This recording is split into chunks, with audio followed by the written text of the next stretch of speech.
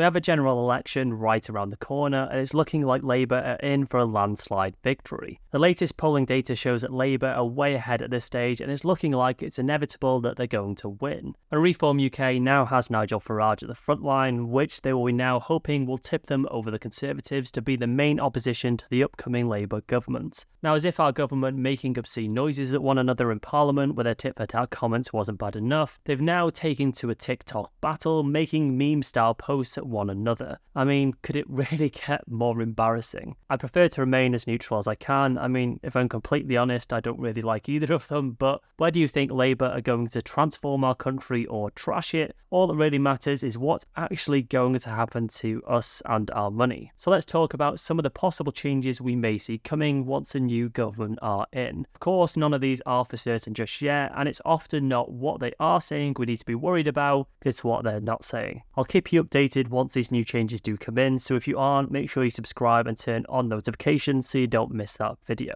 Now, the reality of the situation we're in right now isn't particularly good no matter who's stepping into the office. This from the Telegraph sums it up perfectly. The problem facing the new Chancellor has been illustrated by a report from the Institute of Fiscal Studies. Simply stated, the economic situation is very tight. Following the COVID pandemic and the war in Ukraine, Britain's debt to GDP, gross domestic product ratio, has almost risen to 100%. Taxes relative to GDP are heading for a post-Second World War record, and pressure is rising for higher public spending on virtually all departments, including health, welfare and defence. Labour has said it will keep to the existing rules to reduce debt to GDP ratio in 5 years, with a capped annual borrowing of 3% of GDP. Something has to give. I've seen little to suggest that Labour is prepared to make cuts in spending departments, so even higher taxation seems inevitable. Labour wants to help working people, so where will the additional revenue come from? The hope is that they'll be taxing these elites of society who, in their view and in most people's view, pay very little tax. They seem to be pretty keen on taxing energy companies more and setting up a great British energy company, which I'll let you decide if you think that will succeed or not. But more specifically, let's look at the not so publicised changes that could affect us on the ground level. First up is ISAs, which is everyone's favourite topic. There's been very little said on ISAs so far, except they do want to simplify them, which does sound promising. Hopefully this will get rid of the innovative finance ISA, which is based around peer-to-peer lending, and hopefully remove some of the confusion around the lifetime ISA too. At the moment there's a huge problem for this one, as people ignore it for retirement and think it's just for first-time buyers. Even once you bought a property, you can still open another lifetime ISA towards retirement. I spend a lot of time trying to teach people that. There's also been a lot of suggestions that renaming the ISA to something like a tax-free account could incentivize more people to actually use it, but likely encouraging people to pay less tax is not what they need to do. Some sources have suggested they could look at reducing the ISA allowance from $20,000, but I think this is very unlikely as it would be such an unpopular move. If you can afford to make contributions this year, it may be a good idea before any changes come into play, but I wouldn't worry too much. In terms of the British ISA, Labour seems to be pretty keen to back it and thinks it's a good idea. The British ISA would see an additional £5,000 people can invest into British companies, extending the ISA allowance to £25,000.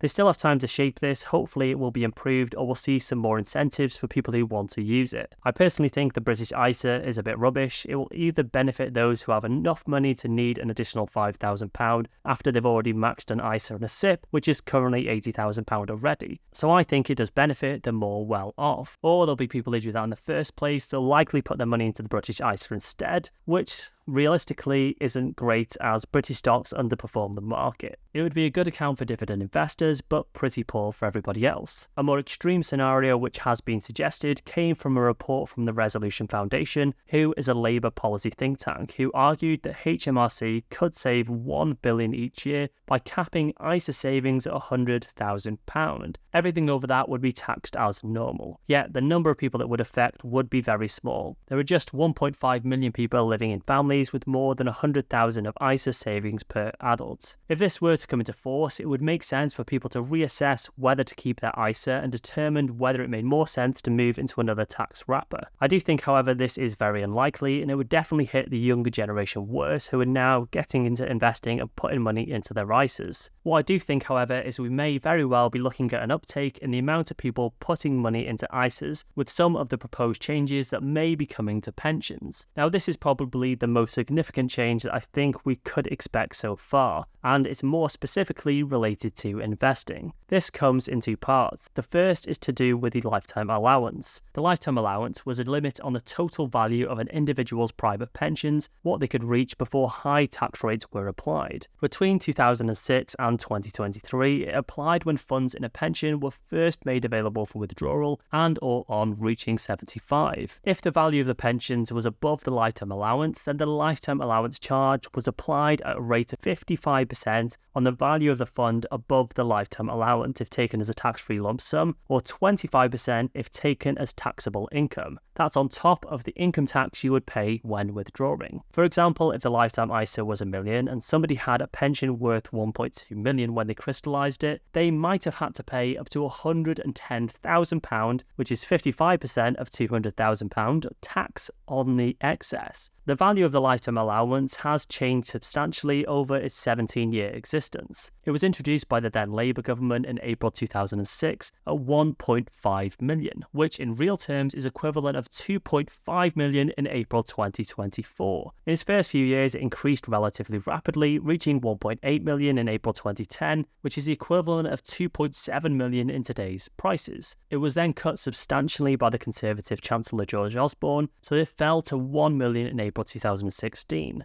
After that, more Conservative chancellors increased the allowance modestly in cash terms, so that it reached £1,073,000 in April 2020. The lifetime allowance was then frozen. Then, in another change of direction, in the first budget of March 2023, Jeremy Hunt announced that from April 2023, the charge on pensions worth more than lifetime allowance would be set to zero, and from April 2024, the allowance would be abolished. Labour really didn't like this decision when it came about, and they've said they will be reinstating it. How this is implemented, they are yet to disclose. The real issue with the lifetime allowance is that if it was the equivalent to $2.7 million in 2010, how in the world is it $1 million 10 years later in 2020? Surely it should scale accordingly in line with inflation. This is where we see the stealth taxes that come into play by not raising the limits in line with inflation. I think reintroducing this at a low point of $1 million would be a crappy move, and I think it's likely to affect the wrong people. I'm never entirely sure of the goal of this tax. It always seems to me a bit silly. If there's some elite rich people, sure, maybe it's applicable. But the reality is it's more likely people who've sacrificed a lot to maximise their pensions over the years, and then they're hit with this huge tax on the pension above threshold. The problem this creates, if you're close to the limit or you know you'll hit the limit once you have enough, it makes sense to retire early, or move country or work far less so you don't hit the allowance. This was a main goal in raising it, as so many high-level doctors were stopping early. I think for this reason they may keep it significantly higher than expected, but I do feel the allowance may not be quite high enough. We'll see. The second idea, and perhaps the scarier, comes in the way of contributions, and if it goes ahead, it could cap pension contributions at a flat rate of 30%. It's not great news for higher rate taxpayers if it happens. Higher rate payers do have a big advantage on basic rate at the moment. They get 40% relief on contributions compared to 20% for the basic rate. So closing that gap to 30% would bring it closer. It would definitely sting, and it would see a push of more people funneling their money into ISAs or looking for alternative investments. Another consideration is that the 25% tax-free lump sum you can take from your pension could be a target, but this seems a bit extreme to me in a time when they need more people to get saving. It seems like a backward step to hurt pensions and put more people off investing into them, especially now as we have record numbers of young people opting out of the workplace pensions. Of course, at the moment, we're trying to best guess what may happen come July, and it's difficult to gauge who's doing more of a hit piece than what's actually been said. One thing we can do, however, is look at who's being appointed and what they support. A lot of these have come from their own personal Twitter accounts. There's Sir Edward Troop, a former executive chairman at HMRC. He would like to cut capital gains to a small amount and supports increasing national insurance for the self-employed and corporation tax for one-person companies. So I'll go and hide under a rock somewhere. He's also in favour increasing inheritance tax and believes the TV licence shouldn't be free for pensioners, and they should have to pay national insurance. At the moment, once you reach state pension age, you don't pay national insurance, and I think rightly so. If you paid all of your life and you're having to work in pension age, I wouldn't see that as someone who's having it good. It's likely the last thing they want to be doing and struggling with a cost of living crisis. I'm sure if they could afford to not work, they'd probably choose to, although there may be an exception. There's also Dame Margaret Hodge, who's in favour of national insurance for pensioners and savings income. Another panel member is Bill Dodwell, who suggests capital gains tax should be raised to match income levels.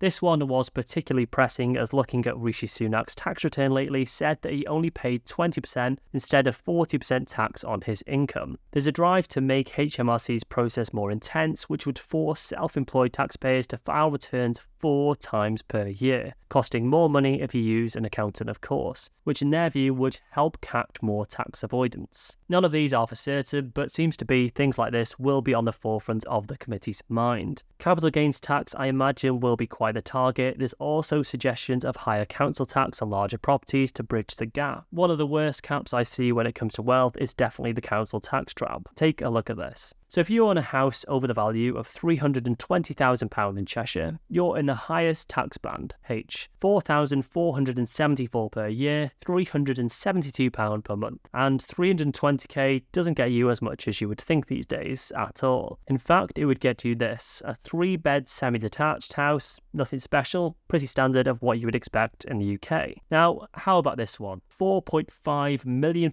mansion in the countryside. 7 bedrooms, you can have your own grand piano and 42 acres of land. Council tax, £372. Exactly the same as a £320,000 semi-detached. Like, what in the world is that? Hopefully they do something to fix this awful system. There's some proposed changes that say you could actually lower tax for everyone by taxing those big estates more to balance it out. The counter argument is that you could have the same amount of people on the property using the same amount of services. The other one is very likely to be coming, which is a controversial one to say the least, is the non-dom tax. A non-dom is a UK citizen whose permanent resident is registered abroad. They only have to pay UK tax on the money they earn here in the UK, so they aren't taxed on earnings made overseas, which in many cases will be substantial. This special tax treatment is not available to ordinary UK taxpayers, even though the non-doms may spend most of the time in the UK and have lived here for several years. 1 in 5 bankers were reported to be non-doms in 2022, according to the London School of Economics, and 4 in 10 individuals who earned more than 5 million in 2018 had claimed non-dom status at some point. Non-doms can make significant tax savings, as they don't have to cough up income tax and capital gains on investments and other assets held overseas. Labour may be looking to abolish the remaining tax benefits they get and make them pay tax on these assets they hold overseas. On the one hand, this could work, but on the other hand, these people already have one foot out of the door of the country, so they would likely just move overseas, possibly taking their entire company with them. And this is what I think is so tricky with tax. It's so high as it is in this country, the more they penalise people, the more they're inclined to leave. When we already have huge issues, such as having not enough skilled workers, the appeal to leave may grow more and more. I personally have people emailing me every week now, asking me to set up a company in Dubai or Cyprus. Well, it's not that simple.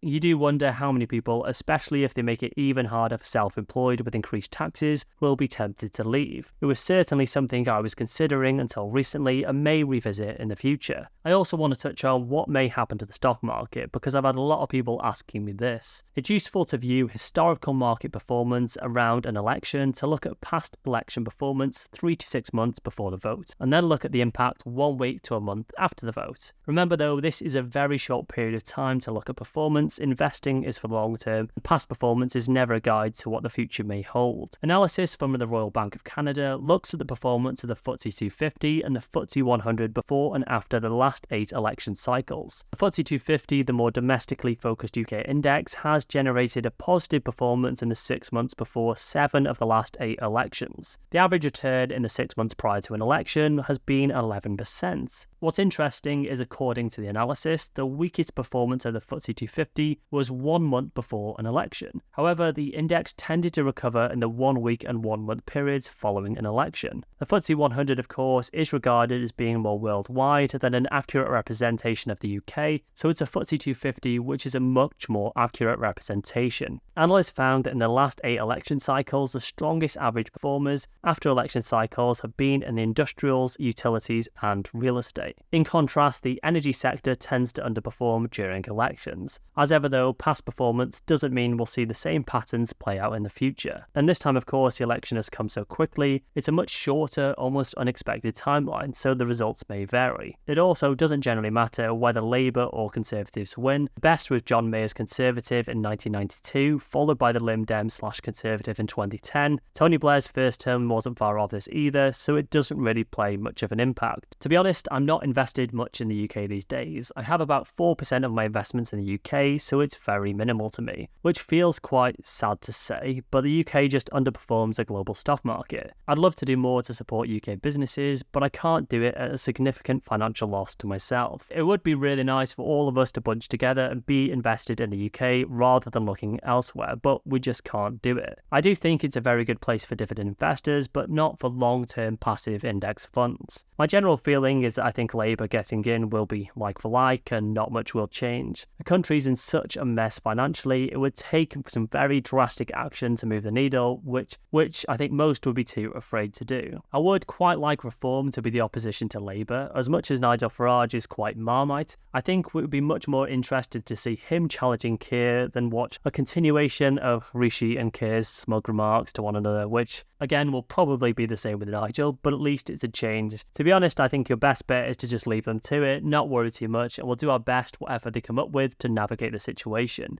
I will keep you posted on these changes as they come out, so I'll see you in that video, and as always, give you my brutally honest take. If you want to know whether now is a good time to be investing, you might want to check out this video right here, where I discuss just that. Thanks a lot, I'll catch you guys over there.